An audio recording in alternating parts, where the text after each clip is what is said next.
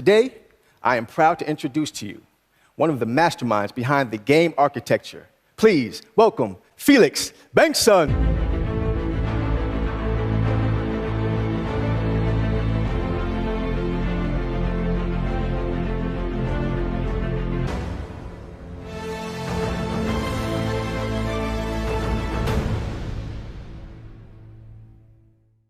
You bring the heat. Well, thank you for joining us today. Pleasure being here, yeah. Oh, man. So, here we are. Could you please maybe start off by telling me a little bit about yourself, your background, and what your role is with Planet IX? Sure. I'm one of the founding team members of the game studio that develops Planet IX, Nibiru. Okay. And my role there is to make sense of the crypto economics of the game and the NFTs.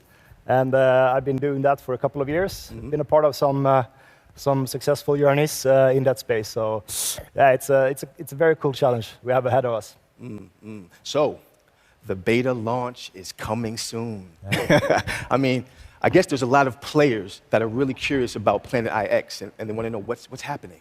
Yeah, I mean, through this opportunity of Crowd1, we have seen huge interest of being part of the beta launch. We are working around the clock, and we're really excited to start onboarding people. Okay, that's wonderful. Well, I mean, there's a lot happening now, but for people that maybe don't really know, how does the game work? Yeah, it's a bit to show from the start. So, okay. but from a meta perspective, it's quite similar to Monopoly, the classic board game.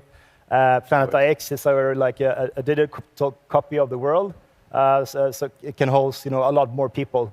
But the assets in the game and the game sense is quite similar.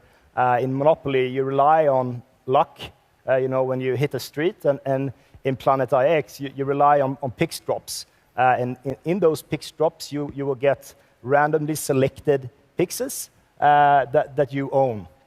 Right, so the utilities in the game is quite similar.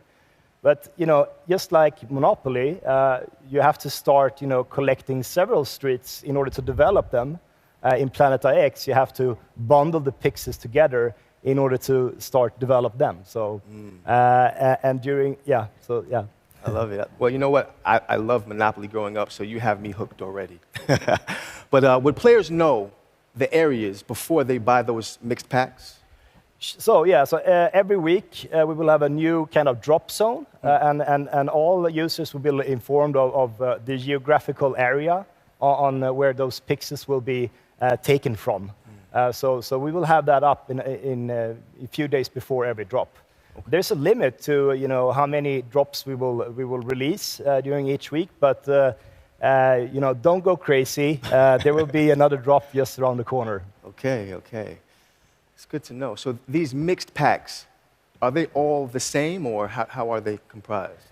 Yeah, it depends on the quantity, but they are all the same in the sense that there's the picks comes from the different tiers, the legendary down to the outliers, okay. and they are all evenly distributed. So in the beginning, at least, the first 2 months, we will start with opening up the game.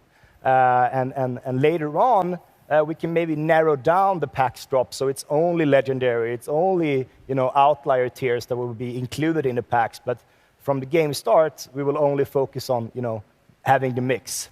Okay. It's good information for those that are following the game. So what should players basically do with these picks that they get in the packs? We're launching very soon, and I think it's very important to say that it's all about understanding the game. Okay. Our core product will be the marketplace, okay. Because that's the only way you can acquire picks from another user without getting it from random. But we're not launching that until the beta launch ends.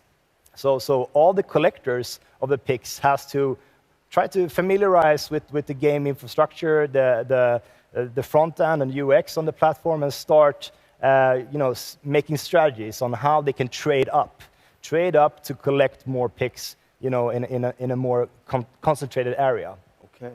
But I must ask, is trading happening already in beta phase?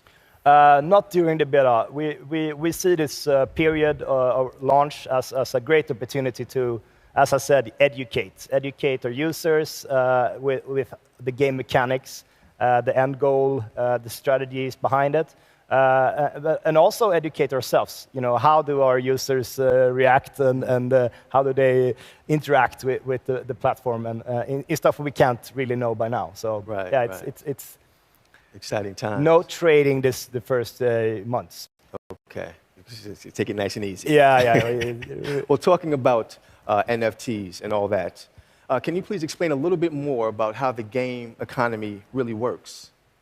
Yeah, so there's been a huge boom in the NFT space the last 4 years, starting off with like static art pictures with you know a set scheme of characteristics and rarities, and you know game theory applied to that, and now we're seeing more of a you know evolvement to more game stylish. You can play to earn, or you can there's a lot of things happening, and especially the last year we've seen some good NBA Top Shot, you know, a huge company standing behind a game like this. So there's a lot of movements in the market, and this kind of ecosystem, you know, unfolds new possibilities to have substantial income in ways we haven't seen before. You know, usually before you just play the game, and now we can start interacting because NFTs are smart contracts. So you can derive and you can rotate, you know, financial instruments basically through them.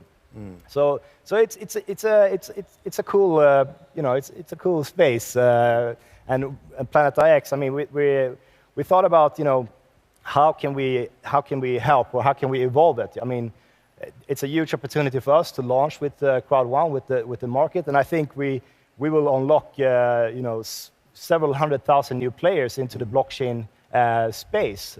So the ecosystem is you know it's you have to come in and you have to learn about it, and we will take it slow because it's a mouthful. Right. Yeah. But to be honest, I mean, it actually sounds simpler than I thought it would, which Yeah. is good because I'm quite a novice when it comes to gaming. But you've mentioned a different ecosystem. Can you clarify just a bit more for people that maybe don't understand about that? Yeah, so some NFT projects, they demand that there's a buyer on the other side, right? Okay. And we also do that in our marketplace. Like you have a picture and you set a price, and there's somebody else who has to you know, set yes or no. I like this, I can pay for this. In Planet IX, how we sketched it up is that you play against the Planet IX. You know, that's the end goal.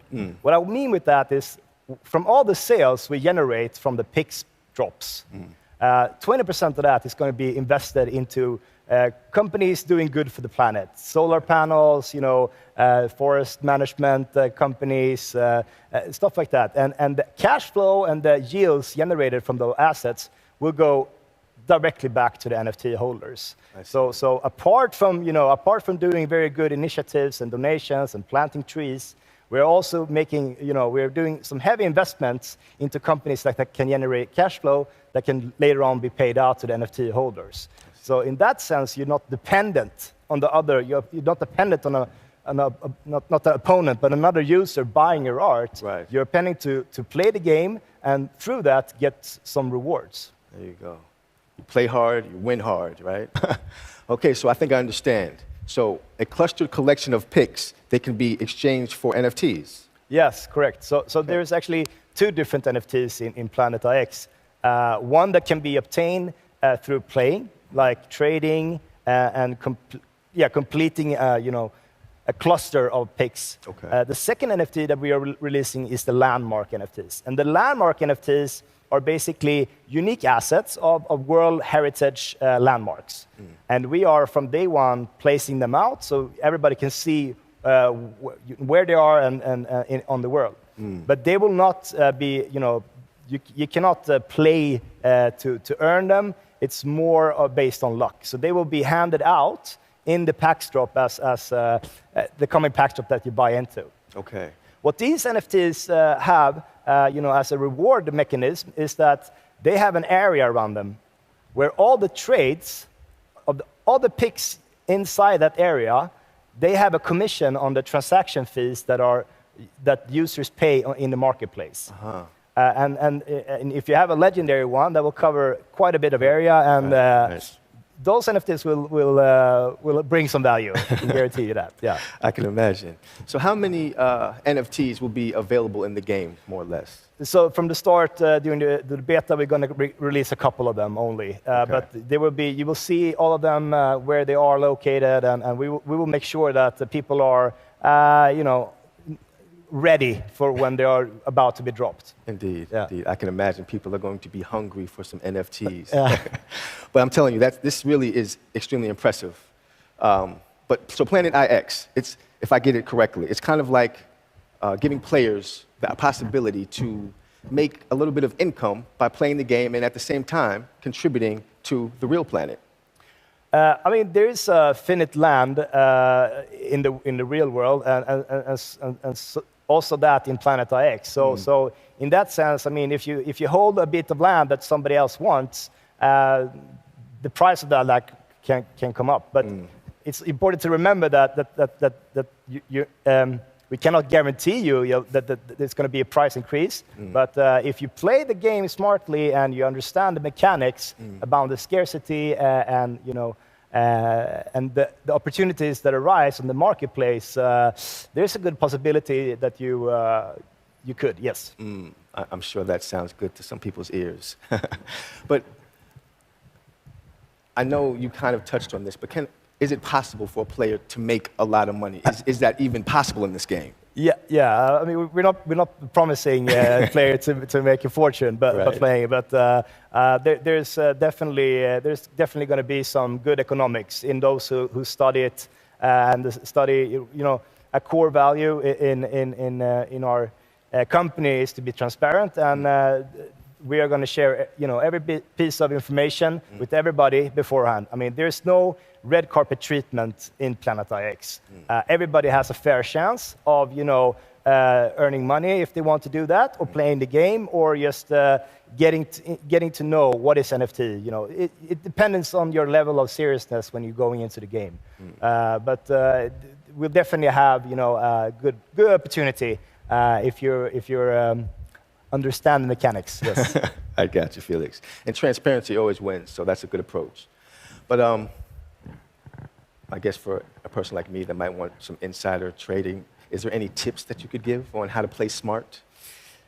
So as of today, you can now go to our website and you can get connected to our game book. And the game book is basically our Bible that outlays from every small detail of the picks to the tiers to the classifications to how the economics work and stuff like that. And we want to give the full transparency of what partners, what investments we made to everybody. So I would say that the best advice is to dig in, join our community. We have a strong community already in Discord, and community members ready to serve and to help and to educate. And not only me, but the team will be there. You can ask me questions directly, and we will also host a couple of AMAs, Ask Me Anything, live through our Discord channels the coming weeks. Okay. So I would say the best tip is to join in and lean in. Oh, that was such a transparent answer. I wanted like a cheat code or something that you could give me. Felix, come on. All right, so before I let you go, I have one last question. Do you feel ready for the beta phase? Are you ready for beta? Are you ready for what's coming? Of course. Yeah? I mean, we've been working day and nights the last 6 months at least to get this in motion. And we're super happy about the opportunity to launch with Crowd One. And it's going to be awesome. Indeed. It's going to be awesome. Indeed. I'm excited about it as well. So I guess, Felix, I must thank you for stopping by. I mean, you've given us so much great information. I can't wait to play. I'm sure there are many others that can't wait for the beta phase, and I'm looking forward to getting into the entire game. Thank you today, Felix. Yeah, thank you. Thanks for having me. Absolutely.